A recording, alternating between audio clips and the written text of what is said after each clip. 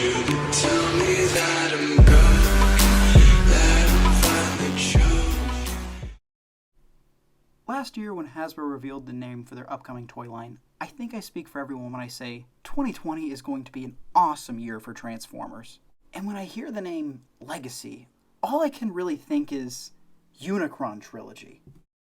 The shows are coming up on their 10-year anniversary, so can we consider the corresponding cast as Legacy characters?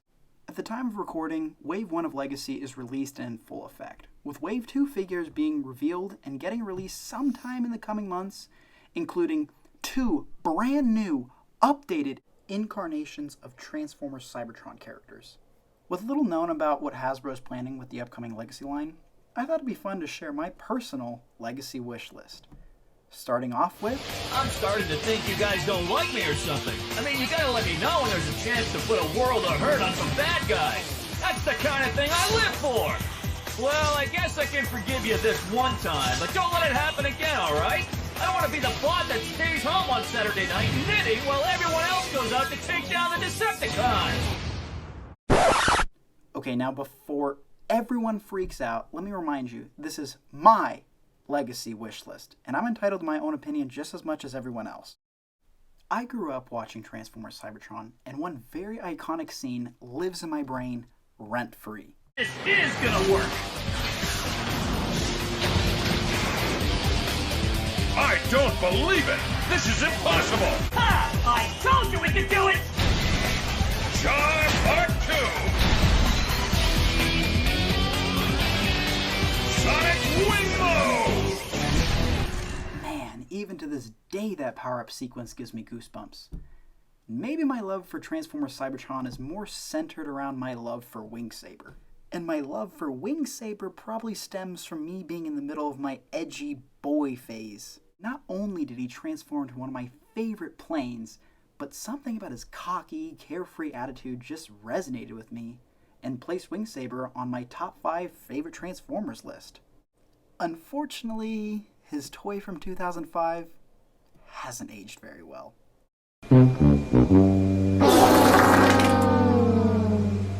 I still want one though. If we did receive a modern take on the character, I would like to see him retain his alt mode and maybe clean it up a bit to resemble the real life adaptation. I wouldn't be opposed to a little bit of stylization as well. As far as the robot mode, he wasn't necessarily a tall character, but he did have some height on characters like pre-Cybertron Defense Team Hotshot and Scattershot. But he wasn't quite as tall as Optimus Prime in his super mode, so I think he would be best suited for the modern day Voyager class treatment.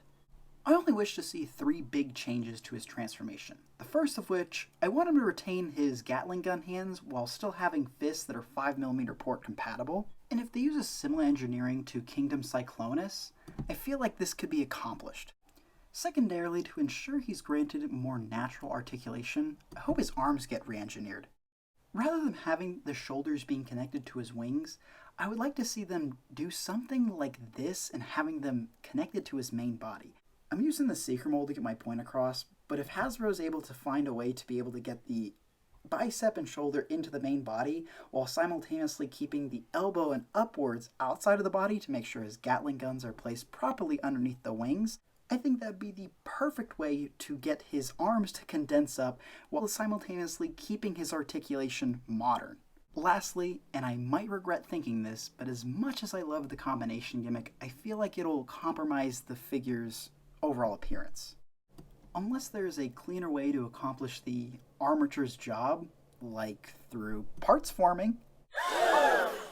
Alright, calm down. It's not like Hasbro doesn't love giving their toys random shields that produces a overall cleaner looking figure, but this is an instant play feature for kids, who now get the ability to experience Sonic Wing Mode for themselves. And remember guys, these are toys geared for children. Beyond that, I want him to stay true to his Transformers Cybertron nature and really wear his alt mode. And this also allows the designers to pour a little bit more of their resources into modernizing the articulation. Now, I'm unclear as to whether or not the Cybertron figures are going to retain their If they do, however, I wouldn't mind getting a class upgrade and paying the accessory tax if it means they're giving him blast effects. And I'm thinking something that could pass for a set of afterburners for jet mode and a massive MGO level sploosh. Please, Hasbro, give us Jetfire blast effects again. And to follow suit with the Energon-infused weapons, I think giving him a pair of transparent red swords would fit the bill. While yes, I'm well aware of the Starsaber figure that's in the works, and Energon Wingsaber is heavily based off of Starsaber, and though they share the same name, they are completely different characters. And with that, I think that concludes part 1 of my Legacy wish list. I'm hoping to make this a regular series on my channel, and if you want more opinion-based videos, go and visit my channel. And if you like what you see, click that subscribe button. It is free after all. And feel free to let me know which figures you want to see get remastered down below. Let's start a conversation. That said, I'm the Roe viewer saying, listen to your mom.